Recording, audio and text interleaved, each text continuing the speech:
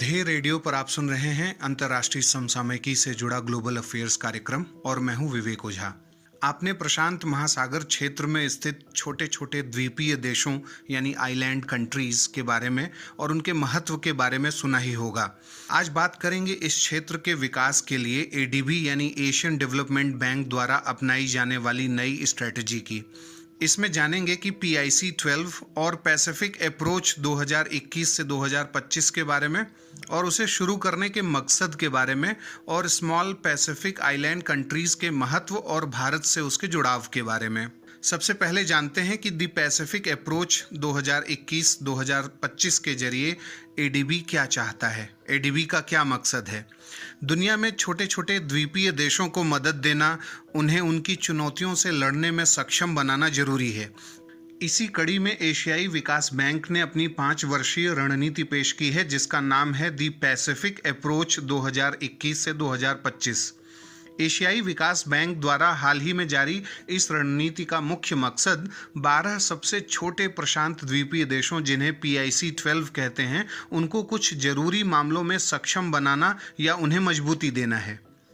एशियाई विकास बैंक इस रणनीति के जरिए 12 सबसे छोटे प्रशांत द्वीपीय देशों को ऐसी मजबूती देने का प्रयास करेगा जिससे ये देश आर्थिक खतरों का आघात सह सकें और विषम परिस्थितियों में भी सतत सेवाओं की आपूर्ति कर सकें। एडीबी अपने पैसिफिक अप्रोच के जरिए इन देशों में समावेशी और धारणीय समृद्धि यानी इंक्लूसिव और सस्टेनेबल ग्रोथ को इस तरीके से बढ़ावा देगा कि ये देश कोविड-19 के झटके से उबर सकें। एशियाई विकास बैंक का पैसिफिक अप्रोच 2021 से 2025 इन 12 देशों के लिए कंट्री पार्टनरशिप स्ट्रैटेजी के रूप में काम करेगा। इन 12 देशों में शामिल हैं Cook Island, Micronesia, Kiribati, Marshall Island, Nauru, Niue, Palau, Samoa, Solomon Island, Tonga, Tuvalu और वानुआतू। प्रशांत क्षेत्र की 2 बड़ी अर्थव्यवस्थाओं फिजी और पापुआ न्यू गिनी के एडीबी के साथ अपने खुद की कंट्री पार्टनरशिप स्ट्रैटेजी ऑलरेडी है। एशियाई विकास बैंक ने इस बात का गंभीरता से आकलन किया है कि कोरोना वायरस जनित महामारी, जलवायु परिवर्तन, प्राकृतिक आपदाओं की बहुलता ने प्रशांत के द्वीपीय देशों को बुरी तरीके से नुकसान पहुंचाया है। कई रिपोर्ट में पहले भी कहा जा चुका है कि समुद्री जल स्तर बढ़ने से डूबने वाले देशों में किरिबाती शामिल होगा। इन द्वीपों में जलवायु विस्थापन यानी क्लाइमेट माइग्रेशन शुरू हो चुका है। लोग जलवायु शरणार्थी क्लाइमेट रिफ्यूजी बनने को विवश हो रहे हैं। ऐसे में एशियाई विकास बैंक जैसे कुछ अन्य संगठन भी इस क्षेत्र में जलवायु न्याय यानी क्लाइमेट जस्टिस को सुनिश्चित करने की दिशा में काम कर रहे हैं। अब हम जानते हैं कि एडीबी अपनी नई रणनीति यानी जो पैसिफिक अप्रोच है उसके तहत इन देशों में क्या करेगा। तो नंबर 1, पब्लिक फाइनेंशियल मैनेजमेंट और स्वास्थ्य प्रणालियों को मजबूती देगा। दूसरा, डिजास्टर रिस्क रिडक्शन यानी आपदा जोखिम कटौती को समर्थन देगा। तीसरा, इकोनॉमिक रिकवरी इन देशों की कराने में मदद करेगा।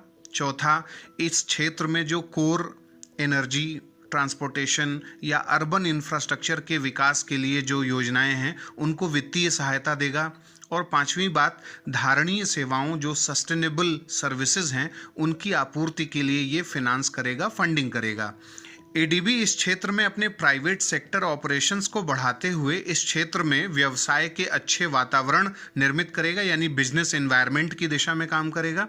इस क्षेत्र में सूक्ष्म, लघु और मध्यम उपक्रमों को बढ़ावा देने के लिए वित्त तक पहुंच को सुनिश्चित करेगा और साथ ही सबसे कमजोर लोगों या जो वल्नरेबल हैं, निर्धन हैं, उनके लिए social protection system Pacific areas में कैसे विकसित हों ये भी इस पैसिफिक अप्रोच में बताया गया है।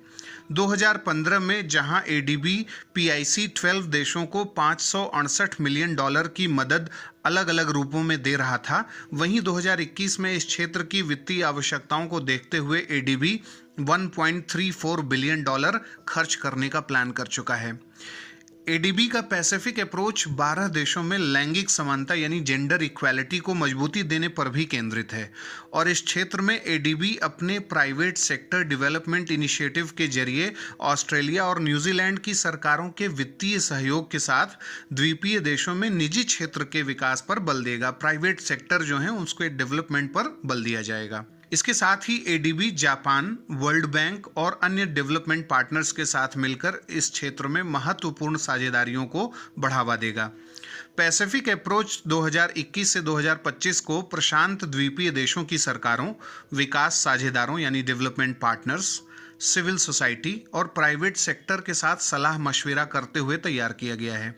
एडीबी के 68 में से 49 देश इस क्षेत्र से ही यानी जो प्रशांत महासागर के क्षेत्र हैं उससे संबंधित हैं। प्रशांत महासागर स्थित द्वीपीय देश पापुआ न्यू गिनी में चीन अपना नौसैनिक अड्डा बनाने की कोशिश में लगा रहा है, लेकिन ऑस्ट्रेलिया, अमेरिका और पापुआ न्यू गिनी इस बात पर सहमत हुए कि ये तीनों ही पापुआ न्यू गिनी स्थित मानुस द्वीप पर लोम्ब्रम नौसैनिक अड्डे का निर्माण करेंगे। वहीं भारत ने भी प्रशांत द्वीपीय देशों से अपना मजबूत संबंध स्थापित करने के लिए फिपिक नामक संगठन 2014 में गठित किया। फिपिक मतलब forum for India Pacific Island cooperation, जिसमें भारत और 14 लघु प्रशांत द्वीपीय देश हैं। महासागरों की सुरक्षा, free and open Indo Pacific strategy के लिहाज से ये देश अति महत्वपूर्ण हैं। प्रशांत महासागर के ही हिस्से दक्षिण चीन सागर में छोटे छोटे द्वीपों मसलन स्पार्टली और पारासेल के संप्रभुता के साथ जिस तरह चीन खिलवाड़ करता रहा है, उसे देखते हुए PIC 12 देशों की सागरीय सुरक्षा और उनकी आर्थिक आत्मनिर्भरता जरूरी हो जाती है। और इसीलिए Bharat, ADB, America, Australia, Japan जैसे कई राष्ट्र स्मॉल पैसिफिक आइलैंड्स कंट्रीज को सशक्त बनाने के प्रयासों में लगे हैं। और अब बारी है आज के सवाल की। पहली फिपिक यानी forum for India Pacific Island cooperation शिखर बैठक कहां आयोजित हुई थी, जहां भारत के नेतृत्व में भारत और प्रशांत द्वीप समूह के 14 देशों ने फिपिक का गठन किया था? आपके ऑप्शंस हैं A Kiribati, B Papua New Guinea, C Fiji और D नौरू। आप अपने उत्तर हमें कमेंट बॉक्स में बता सकते हैं। धन्यवाद।